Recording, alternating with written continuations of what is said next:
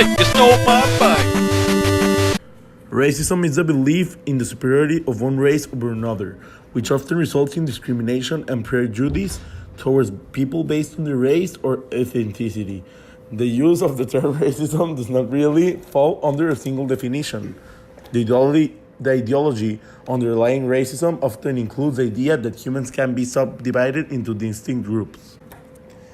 Between 2010 and 2016, in 60 out of 94 countries with data, the income of the poorest 40% of the population grew faster than those of the entire population. Sustainable Development Goal 10: reduce inequality within and among countries. In 2016, over 64.4% of products exported by LDCs to world markets and 64.1% of those from seats face zero tariffs, an increase of 20% since 2010. The SDG number 10, reduced inequalities and racism towards black people, are a very good example of combination of SDGs and towards the world problems, since all the opportunities that they are losing or that they lost because of racism. Hello, my name is Fernando Calife.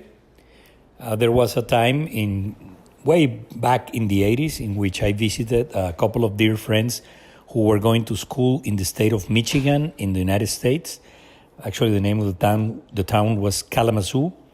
And while I was visiting, we went one day to have lunch at the cafeteria of the school they were attending. I remember when I went with my tray to try and find a table to sit, there were some tables that were busy, but there was specifically one that was almost completely empty. There was only one young man. He was a black young man. I recall he was wearing glasses.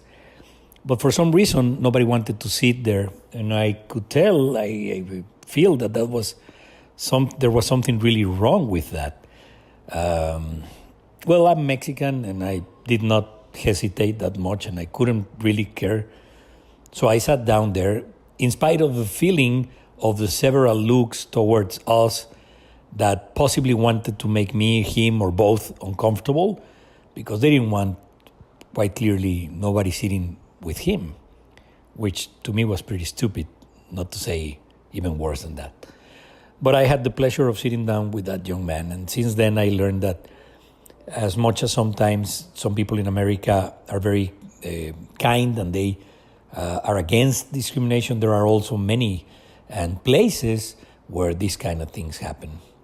I'm a writer and a filmmaker, and since then, every time that I make or tell a story, I take these kind of things very seriously into account in try and help through storytelling and the work that we do, things that can help people that sometimes can be discriminated or treated in a wrongful manner.